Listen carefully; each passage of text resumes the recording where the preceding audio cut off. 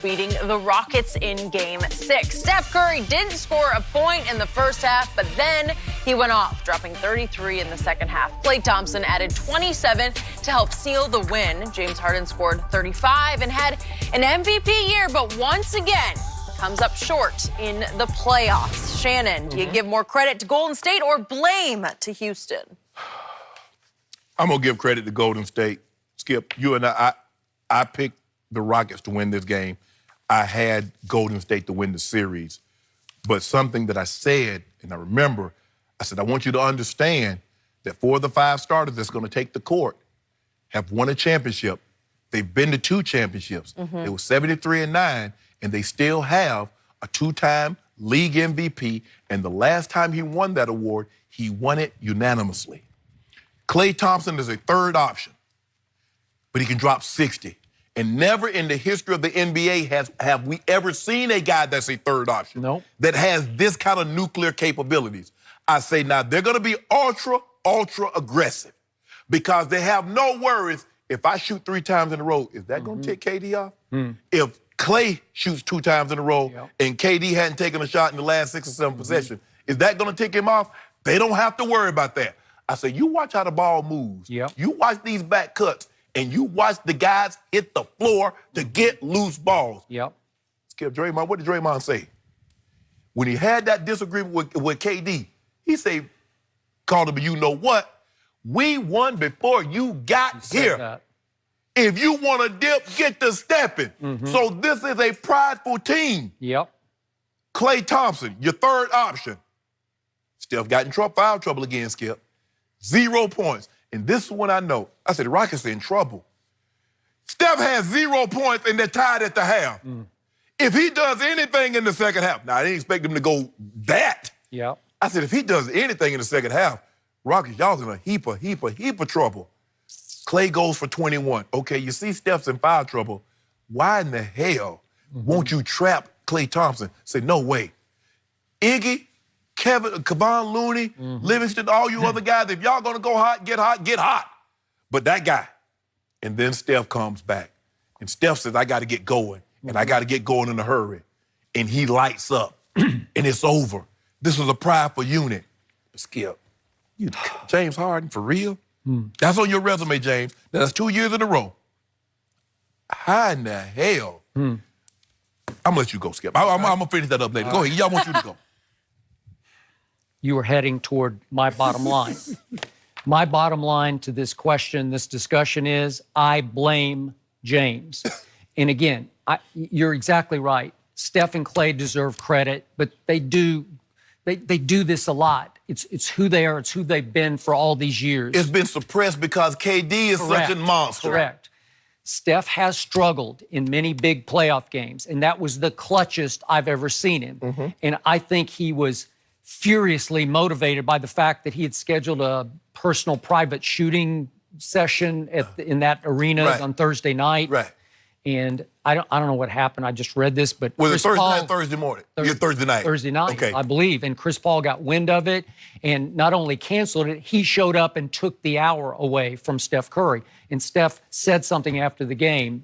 Kick me off the court again. Kick me off the court again. See what happens. So it fueled his fire, but he caught nothing but fire in the fourth quarter, and it was highly impressive. But it was as impressive as James Harden was not. Here's my bottom line to the Houston Rockets as we know and sometimes love them. He's just not that guy. He's made for the regular season, and he was doing things offensively in the regular season. You agreed. They were just extraordinary. He was doing things we'd never seen before. But when push comes to shove, which literally starts happening in a playoff series, especially the later you get, he just starts to fade and ultimately disappears. And you say, well, wait a second. If you look at the fourth quarter stats of Saturday night's game, it looks pretty good. He made 5 of 8 shots, 2 of 4 from 3. But what isn't readily apparent is what he didn't do or the bad plays that he made, because if you go all the way across, he had 4 turnovers in the fourth quarter, just in the fourth quarter. So here's what was crazy about this game. The game got tied at 97 with 6:31 left, and it stayed tied all the way down to 3:42. So that's like a 3-minute chunk where it's just begging for the home team to say, win it, take it. Well, who's the best player? Well, it's that guy. It's James Harden. James, do it. Go, go, go. So let's look at what happened if we can look at these little lowlights. 5:06 left. Look at the layup that James missed. Have you ever seen him do this before? Watch this layup. This is just, he gets open. He almost missed the rim with it. How do you do that? It's just, he's way better than that. We've seen him make that with his eyes closed. Right? Okay, gagging a little bit. I totally agree. Okay, here's one of the two missed threes. He had another one that was more wide open, but 2:55 left. And they're down 5, and they need this, and he gets a pure wide open. That's pretty wide open, and he leaves it. It just barely ticks the front of the rim. So, okay, you got to make that, James. You know, that's just it just takes the heart out of your team because you're known to make that shot. Then let's look at 2:24 left. This is a 2-point game. You're down 2. The offensive foul on Draymond. What are you doing? Why? You shoved him. What are you doing? Why? You just shove him away, and it's offensive foul turnover. You can't do that. The game is teetering. This is your big moment. You should. Am I right? Skip, we should have known. Okay. James Harden is an 88% free throw shooter. And in the first quarter, he missed 3. He did. He missed 5 for the game. He shot 58%. You tell me he doesn't feel the pressure. No, he doesn't know what this moment represents. And the fact of the matter is, now, I've been told, and everybody's been saying in circles now, that Kevin Durant is the best player in all of basketball. How can James Harden allow a team in which the best player in basketball does not show up? You can't. And you lose in your building. Now, that's twice. Yeah. No, let me take that back. I'm lying. I'm not going to lie on national television. That's the 3rd time in 3 years that James Harden has lost a Game 6 on his home court. It is. Yeah, it's not now, and each time was a flame out where you were the reason your team fell apart. So let me show the last one because this is the last turnover. This is the 4th bad play. It's 1:25 left in the game. They're down 5. And look at the inbounds pass.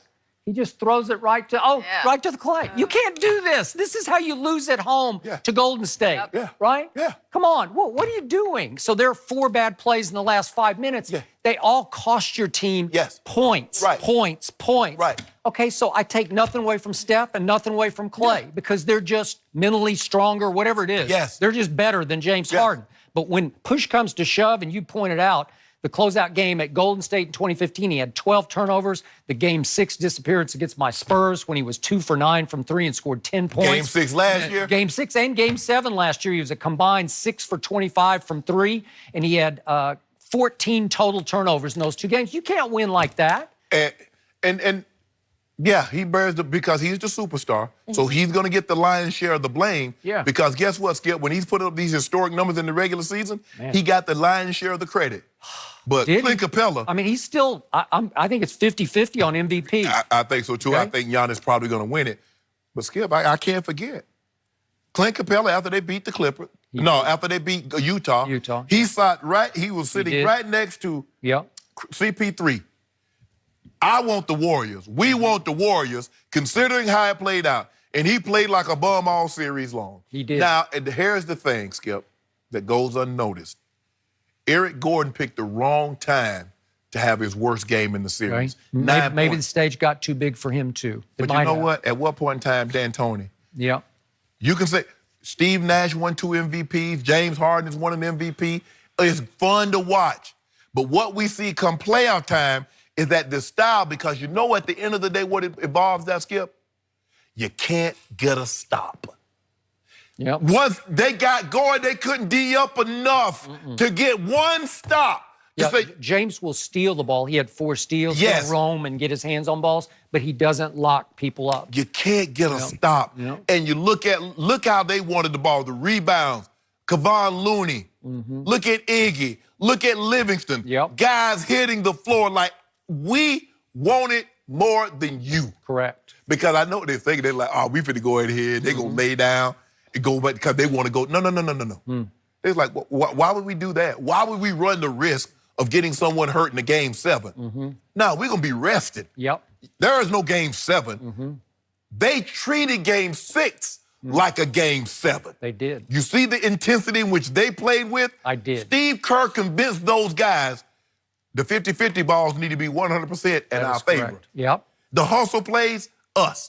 Offensive rebound, us. Okay. Play smart.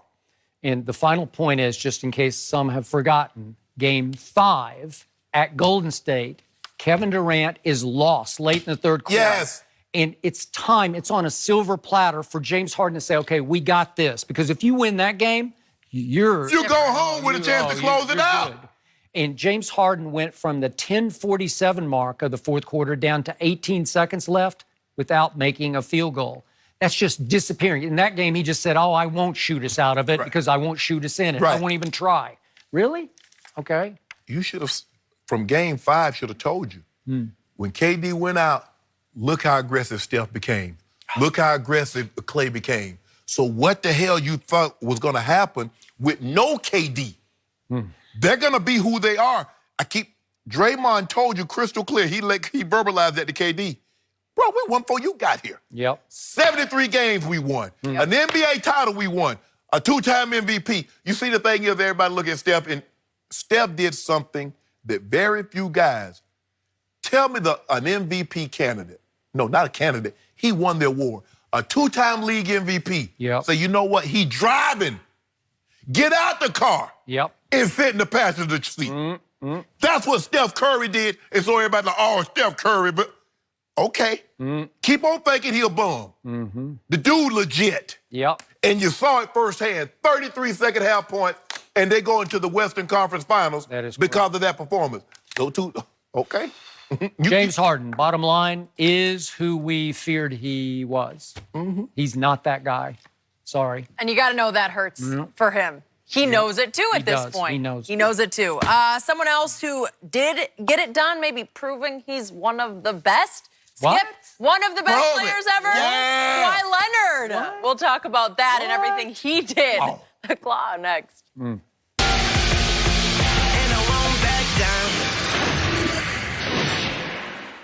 Right now at KFC, pick any two of these favorites for only $6. This tasty pair, $6. This tasty pair, $6. $11.95 for these. I'm just mashing your taters. $6. Mix and match any two for only $6 at KFC. The legend of the Jeep Compass starts with more style. It starts with more technology. It starts with more safety. But it doesn't end there.